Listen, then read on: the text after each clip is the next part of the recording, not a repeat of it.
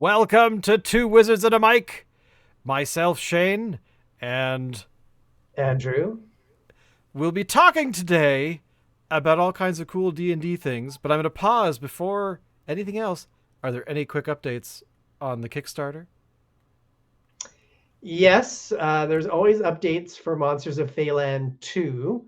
So, Excellent. yes, the last part that we have to do is finish the art and then do our final edit. So, all of the art is done as far as the black. Basically, there's three parts to the art. There's the initial sketch that Travis Hansen does, then his ink version. So that second part we've done for all the art, and now he's working on the third part, which is coloring. So those are finally coming in, and Excellent. we're putting some of the examples of those up on our on the campaign page on Kickstarter, and we'll put it on our social media a bit as well. So yeah, we're getting very close. Probably, I'm hoping by the end of November we'll be finished. Maybe a little bit sooner. And yeah, in the meantime, I'm writing the manuscript for the sixth book. Excellent. Excellent to hear. Um, I did have a question about the the cover art. Is the cover art done? Is like that going to be like Monsters of Phalan, those kinds of things? Like that's going to be like pretty epic, where you You might get a mean model built for it. for the Monsters of Phalan 2 book? Correct. Yeah. Like, what is the artwork going to be as awesome as the other one?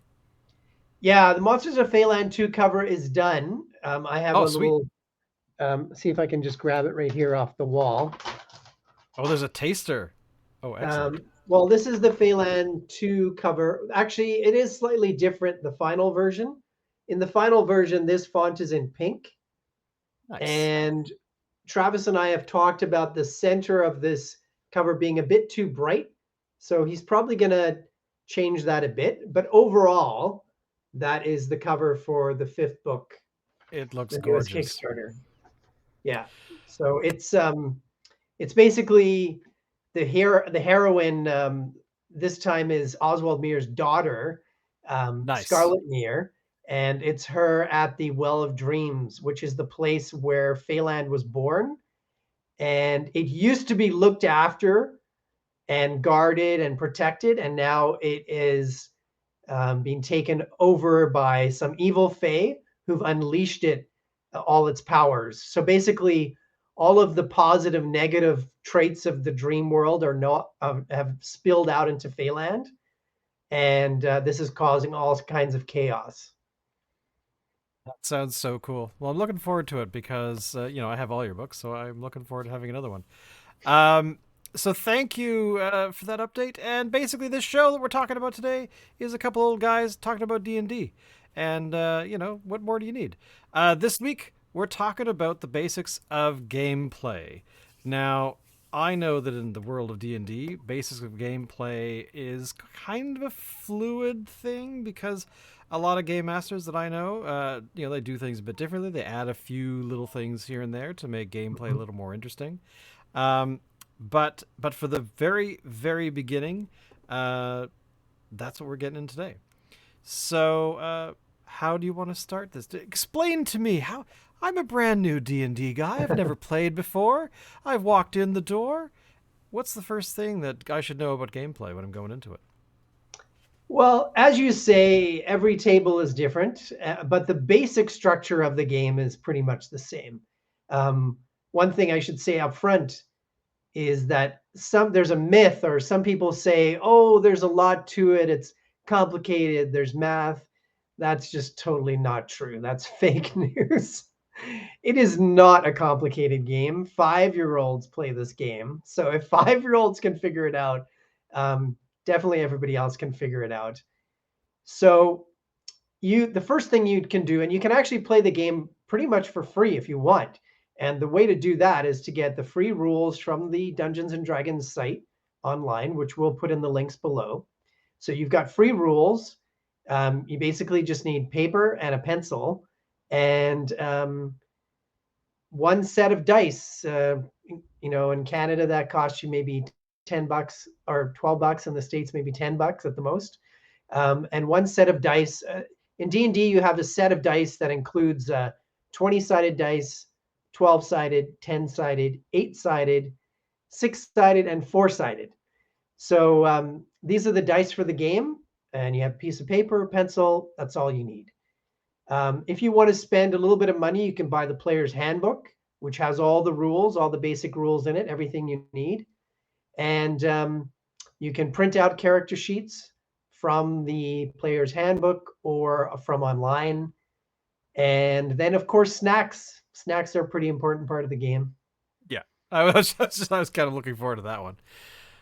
So then I also would say, as the very basic things that are good to have, is rules for your group. A lot of people these days talk about a session zero, having a prep session before you play. I don't think that's necessary. It's just a game. However, I do think it's good right away to set the rules for the group, whether you do this online with your group or you do it in person. It just takes a few minutes about what kind of game do you want to have. Um, is swearing okay at the table? Um, is romance okay at the table? How far do you want to go that in the story, right? We definitely have that in our game, but we don't go into any great details about it. Yeah, Um, yeah, yeah, but that definitely comes up. So you want to talk about, what kind of things are people are comfortable with. Again, our table, we're not overly gory. We're not really into horror as far as over the top. So you want to describe to your table and to the people you're playing with what kind of game do you want to have. And I don't think that takes very long. The idea that having these rules or having an understanding at the beginning means that nothing's ever going to come up, that's just silly. Things come up in life and games, and then you just deal with it as yeah. adults, deal with it, and you talk it out.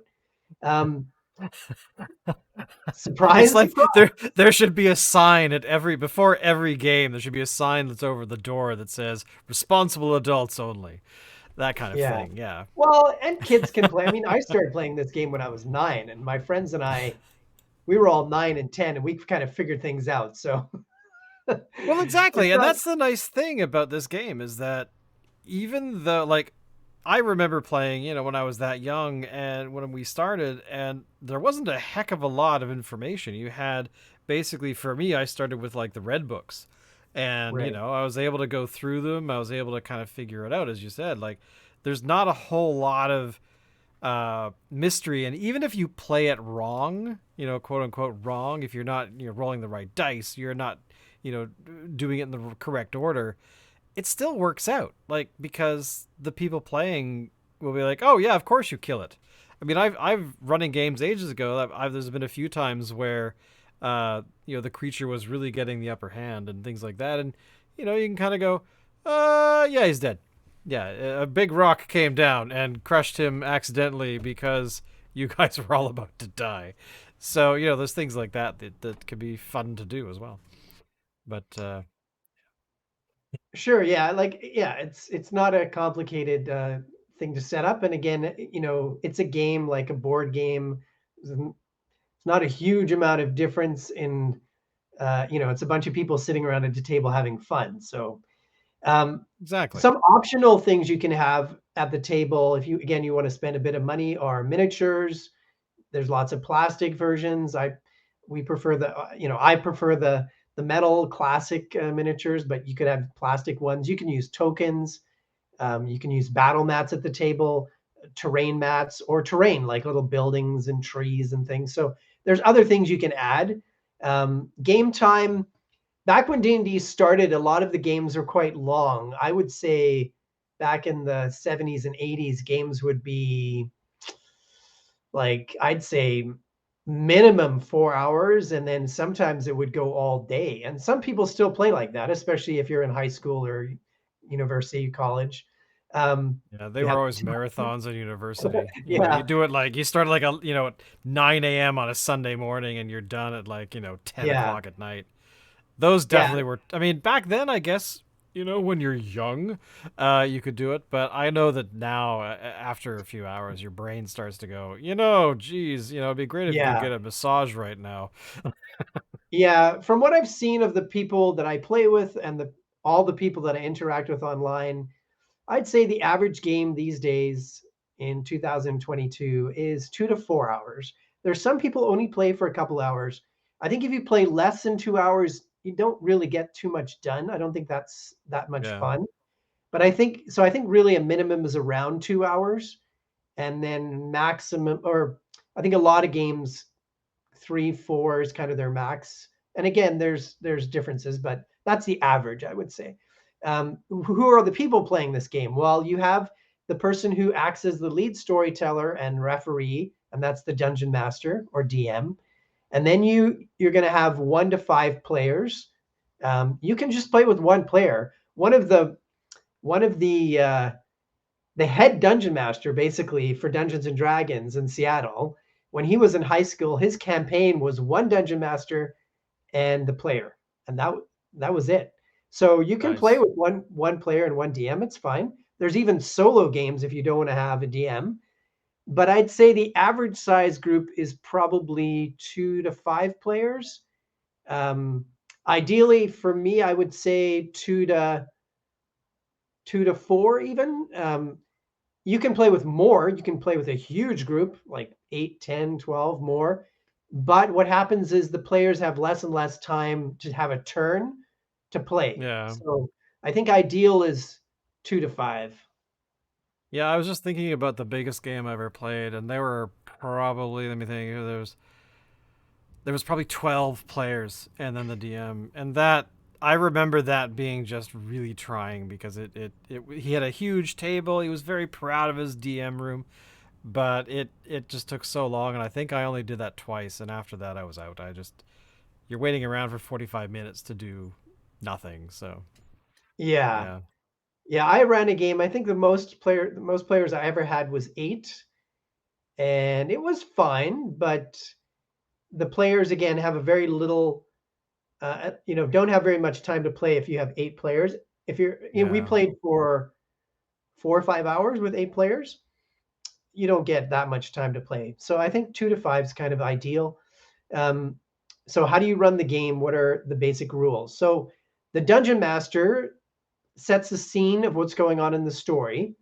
They have a scenario that they've created, and they're the lead in this storytelling. And then they control all of the extra characters, which we call non-player characters or NPCs, and they control all the monsters. Monsters don't have to be evil; they can be good or neutral. Um, they're the referee if there's any disputes in the game, and that's how the game is run. So Yeah. there are some tables where there's a lot of debate between a player and the dungeon master. That's not how the game's supposed to work. Um, you can ask. I mean, it's fine to ask a question or debate a little bit, but the game is basically that they're the referee, and that's how the game works. If you know, Yeah. if everybody at the table was involved in that, you were always debating, you're not going to get very much done. So, and I mean, you want to have a good dungeon master. You want to have someone who's not a problem. So, um, Yeah, there's so many of those out there. There's these nefarious DMs that are controlling monsters. Actually, I guess they are controlling monsters when you think about yeah. So the it. and the dungeon master can also adapt anything in the game they want. However, again, I would set that at the beginning with the group rules and talk about that a bit about how much that's going to happen, Yeah. because I think to keep consistent and to keep the game balanced, you don't want that too much. Yeah. So there's 3 main parts of the game. Um, One is exploring, so the character is exploring somewhere. 2 is role playing, so interacting with the other characters, interacting with the NPCs, the non-player characters. That part of the game mostly involves checks. So you roll a 20-sided dice to see if something can happen. So one example of Right. that is, say your characters are exploring a dungeon and uh, the door is stuck to a chamber.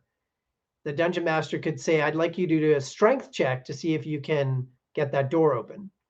So you would roll your 20-sided dice, or D20 as we say in D&D, and then you add your strength modifier and you see if you're able to do it. Now, what the dungeon master does for any task in the game is they set a difficulty challenge, and it's usually 5, 10, or 15, can be higher, but that's what they usually are. So maybe they decide the door's not that stuck, so it's only going to have a DC of 5. So when you do your check, if you get 5 or higher, that means that you've pushed this door open with your strength. Right. Another example of a check would be searching an area. Maybe you're searching a wagon you found to see if there's something interesting there. So then the dungeon master might say, I want you to do an investigation check. So you roll your intelligence, you add the modifier. And if you have the skill of investigation, you can add proficiency as well. So pretty basic. If you're in the exploring and role play section, most of the time it's going to involve rolling checks to see if something's possible. And sometimes saving throws. A saving throw is if some effect happens to you, like a trap goes off, or say you're walking on a trail in a mountain setting, and the trail starts to give way. Then the dungeon master might say make a dexterity save to see if you stay on the trail, Right. or make a dexterity save to jump out of the way of the trap or to dodge the trap. So that's what those two sections are, role play and exploring. The third section, which has usually been the largest part of the game, combat, that was for sure, I'd say 70-80% of the game back when D&D started. Now it's not as big, but it's still, I think, pretty important. And I think action is important in a story. And if you don't have a lot of combat, you're not going to have as much action. So combat, the first thing that happens is you see if somebody is being surprised, either the enemy or the heroes, the characters. Right. Then you roll initiative to see who's going to go first. And basically, you're just rolling again a 20-sided dice. And a lot of the game for a lot of the characters is going to be rolling a 20-sided dice. And you see who goes first. And there's a round of attacks which lasts 6 seconds in game time. And each round, all the characters who are playing, say you have 4 players, the players that are playing, each of them can have 1 turn in that round. Plus the non-player characters, if they're there, they'll have a turn, and the monsters. And then you'll go to the second round by the same order, and then each person will have a turn again. An important thing to have at the table is your character sheet. That's going to have all your abilities listed, your modifiers, which I talked about, which you can add to your roll, your hit points, your proficiency bonus. Hit points are basically like your health in most video games. Yeah. Your armor class is how hard it's going to be to hit your character. So if you have chainmail, for example, your armor class will be 16, basic armor class. And if somebody rolls a 16, a monster or an enemy NPC, if they roll a 16 or higher, they hit you. If your hit points go to 0, we'll talk about what happens a little bit later. You also can have your armor listed, your weapons, your spells, and your equipment on your character sheet. So that's the beginnings of combat.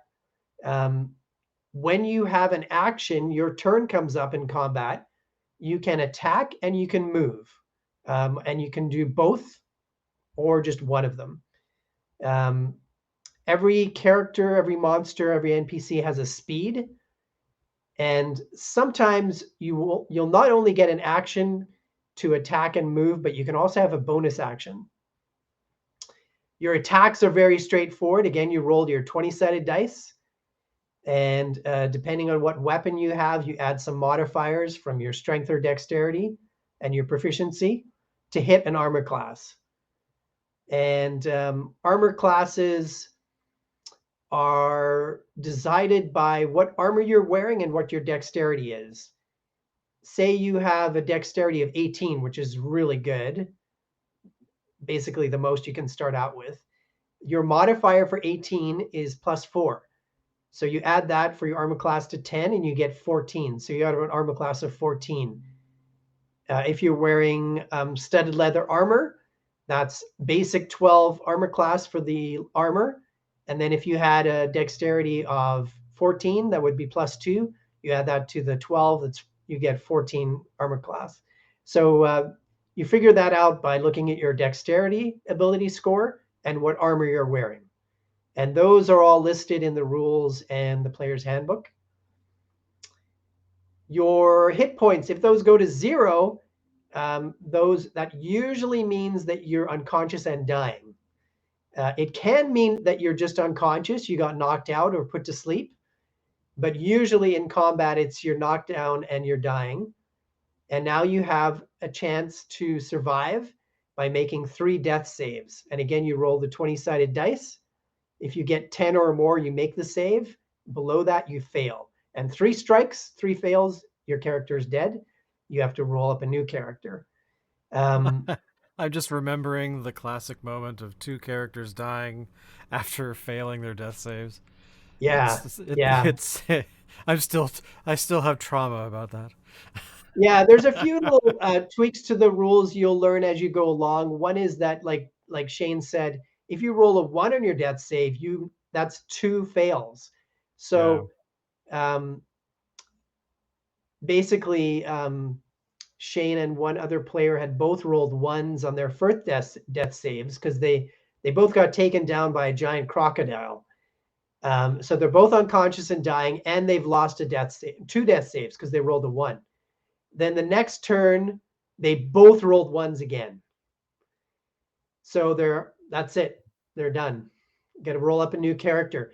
If your character is in that position, any player can try to stabilize you or friendly NPC. You can also be stabilized with a healer's kit, which means that you're unconscious, but you're still alive. Or there are lots of different kinds of healing spells in the game and potions that can restore you. And that's very common in this version of Dungeons and Dragons. That's one of the ways player characters are much more powerful than they used to be, is that there are lots of ways to heal downed characters.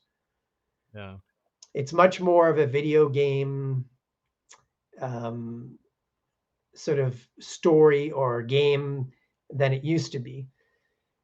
All right, so we have a lot of the basics. Another one is that spells can be a melee spell attack where you also roll a 20-sided dice, like many of the other characters. But most of the magic, you cast your spell, and then the creature or target of the magic has to make a saving throw. And they roll a 20-sided dice to see if they fight off the effects of your spell, basically. Another kind of little tweak to the game is if you are rolling when you're attacking and you roll a 20 on the 20-sided dice, that's called a critical hit. And that means you automatically hit no matter what the armor class of the creature is. And you double the damage of the dice that you're rolling.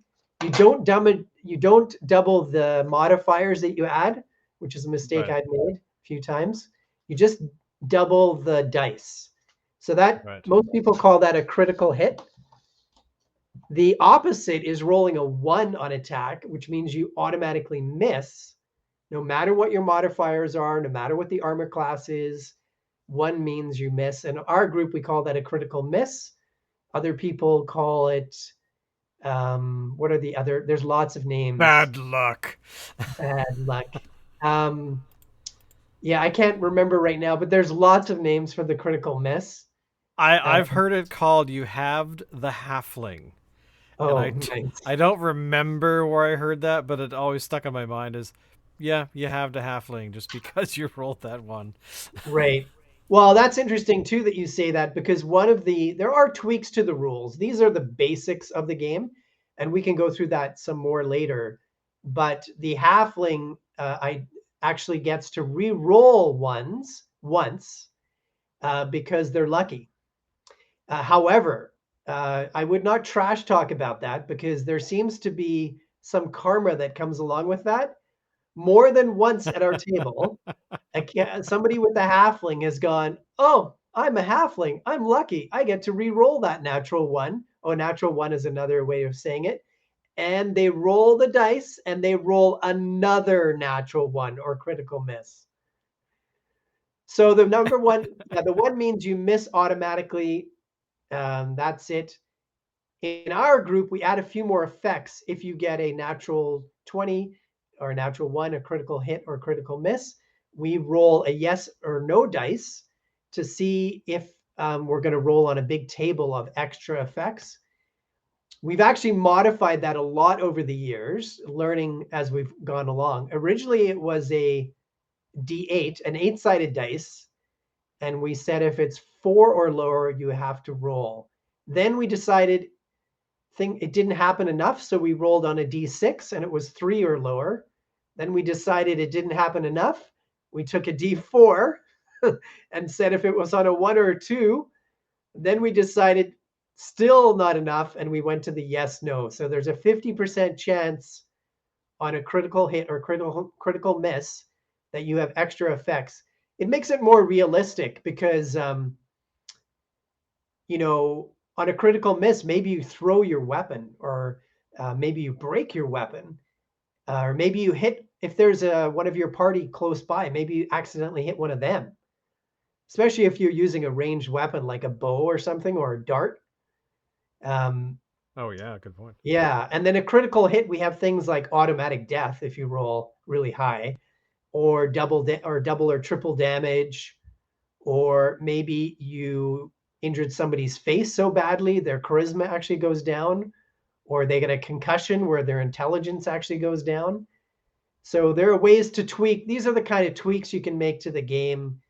Um, yeah, and I think again, I wouldn't do too many of those because I think, especially for fifth edition, the balance is quite good. Well, especially when you first encounter, like when you're wandering the forest or going through the dungeon, and your party is looking for whatever the mission is at that point. um, a lot of those things you're just saying, like the charisma loss and those kinds of things, that impacts play in really really cool ways because Yeah, you're, I mean, kind of in my mind, the sort of the order of operations, as it were, for combat, especially, is you are, determining whether or not you stumbled across something and you either knew it was there or it knew you were there, or, basically, I think it's determining surprise. I think is sort of the hmm, general way of saying it, but and then at that point you have to establish really where is everybody. The creatures are right. here, here, and here. Here's where the players are. Are they in a row? Are they side by side? um, and then it would be initiative at that point, I guess. Or I mean, those are, to me, those are kind of swappable. Like initiative usually is Yeah, first, but yeah, um, and then after that is basically determining what to do. Um, but all of those things, uh, you can get used to them so quickly. But if you get surprised, say the party is completely unaware that a party of goblins or something are around the corner, and they happen to be swinging a large object to do something, and you suddenly floor six, or floor six, floor like two of the party. They have to take damage. They have to take, if there's some sort of, like in our games, like, you've just suddenly lost an eye, then you lose these ability points, or you lose this, and you always kind of have to be aware of that order of stuff, of how that basic play works, because then when the DM throws those curveballs, you can go, oh yeah, well I'm going to take out my sword, and oh wait a second, I just lost my arm, so I have to roll. I'm going to roll like disadvantage with that, and maybe I have to do like half the day. Like there's all those kinds of things come into play. So, but at the very beginning, getting that sort of stuff down, like that sort of order of how things happen, and you will definitely pick that up over time. It takes a while. I mean, even I haven't memorized half the stuff I should know, and but that's what the handbook is for.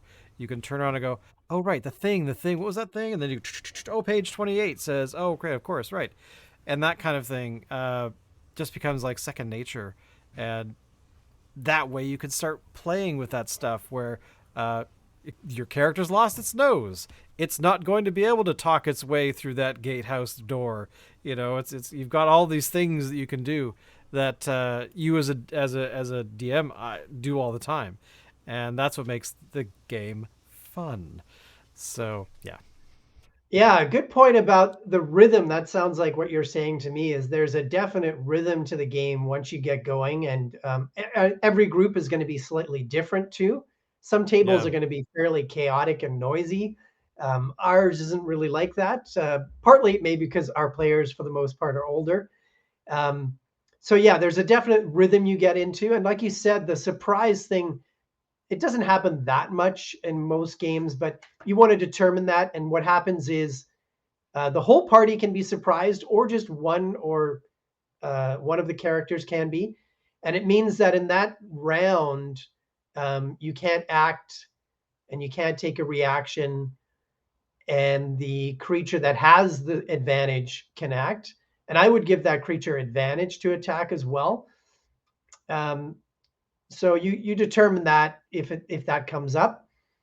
And then another point is, even though miniatures and having a grid map or battle mat on the table, like a gaming mat, those things are not necessary.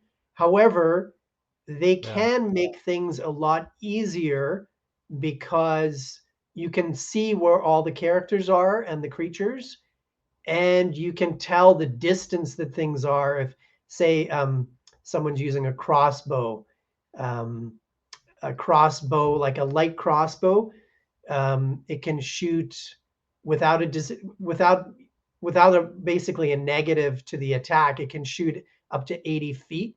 So you can see quickly on a grid, okay, here's how far that crossbow could shoot. And then spells too. Um, there are a lot of spells that are about 30 to 60 feet. Some are much farther, but some have a 30 to 60-foot range. And that's really easy to see if you have a grid map, and if you have the miniatures out. So that's one reason that I like to play with them, because it makes things much clearer of you can see very clearly what's going on. Um, Well, the you think part, of games like Warhammer or whatever that game is called, which I've never played, yeah, but I've watched people play it at different game stores over the years, yeah, and it's like they have tape measures and pieces of yeah, string and stuff like that. I'm just like, I guess if I was into that, then I would be, hmm, I'd understand what's going on. hmm, But from a like a D&D player perspective, it's like, hmm, wow, that's really overkill because there have been a couple sessions where we get closer to the end, right, and of the session, and then you and some of the other people that have run games, it's like, you know what, guys, let's just it's end of time, so how about we finish the last 10, 15, 20 minutes, yeah, and just do theater of the mind, just yeah, imagine what we're talking about, and that yeah. totally works. You don't, Oh as you yeah, said, you don't need the things. However, I do admit it does make them a little more. It makes them more interesting with miniatures. The battle mats just help for positioning, but the terrain, like some of the terrain you now have, right. just make it so interesting to look at. But again, as you said, not necessary, and you can totally just get away with paper and a pencil. So yeah, I Yeah, just love that. I just love that fact. yeah, you don't have to have that at all. That's how the game started, was all theater of the mind. Actually, before that, it actually came from what you're talking about, was wargaming, where they're measuring, how Yeah, far these troops from these troops. That's where D&D was born. It was born out of wargaming, and then they added the role playing and character element. Um, but you're right, you don't need that at all. And there are times in our games where it just makes sense to do it by certain things by theater of the mind. Sometimes you're wrapping up the game, like you say, or sometimes as a dungeon master, there's a part of the story where There's not going to be any encounters. Um, No. it just works out that way sometimes. So then you can narrate that, and everybody can talk about it. But you can do your whole game like that. Again, I mentioned before, there's a lot of people in the military play D&D, and so there's not a lot of space, and it's usually the most simple version. And all you need are dice and a piece of paper and pencil, and um, it's all happening in your imaginations. So it's you don't need a lot of the tools to play the most basic version, and that can just be as much fun as somebody who's really wealthy, who's got some spectacular setup with ships and flying ships. There's even people who have like clouds with airships and even fog machines. Some people have fog machines, or they I have have all seen the some of torches in the those. dungeon. Yeah, all the Yeah. torches in their dungeon have lights, have LED lights. It So just seems like overkill because I went through, like, when I came back to the game and started playing with you, um, I sort of went through the sort of, oh, I'm going to do a bit of research and find out, what are the cool tools I could use that would make, life easier. But I just found most of them had some drawback that just got in the way. And I right, thought, I don't want to do that. So I rolled back right before the pandemic. I thought, screw this. I don't need the software. I don't need the fancy stuff. I still have a pencil and paper, and I have the books. I'm good. I can do that and not feel like I'm somehow, I don't know. I'm not that old player that, I'm all about the paper and the dice. Ah. But I didn't need a fancy tablet. No, no way. right. But that's actually covers all of the basics that you really need to get started with. Mhm, That we at some time in the future, as the show progresses, we're going to definitely dive into a little more details, as mhm. more detail here and there about where we think just people might want to know. You might want to ask us questions about that. Wink, wink. Send us an Yeah, email. and we're Um, on Twitter, Two Wizards on Twitter, and you can send messages. Cawood Publishing's on Facebook and Instagram and Twitter, and yeah, definitely send us messages about what shows you want and what you think. And yeah, we yeah. don't do comments below, but we're all over social media and easy to get a hold of. Exactly, because as we always say, it's just a game. And even if you don't know a rule and you skip a rule or you forget something, that's okay. Because you know what? As long as you're having fun and everyone's having fun, then, there's no harm, no foul. Yeah. And of course, this, as you said just a moment ago, this show is brought to you by Cawood Publishing, purveyors of fine books at worldofmere.com. So definitely go check that out because, Andrew's kind of cool. So. And of course, Monsters of Feyland 2 is coming out very soon. And if you want to go and get some of the other ones, where can they pick up? They just go to worldofmere.com and all the links are there. Is that right? Yeah, all the links are below. The best price for our PDF is at our website, which is below. And then if you want printed versions of these, like this hardcover, then there's links below to Drive Through RPG. And next time we're going to do a deep dive into this book, the first in the monster series. And That's we're going to right. go monster by monster, talk about where they're from and how it was created, and give you a lot of the background and maybe some ideas of how to use these creatures as well. Exactly, because creatures are more than just their stat blocks, as I've always sort of thought of them, is that they really need to be organic. They need to be, in when you encounter them, they need a reason to be there, and we're going to talk all about that too. So, thank you again for watching. Don't forget, all the stuff's down below, and we will see you next time. Thank you again. Bye bye. Later.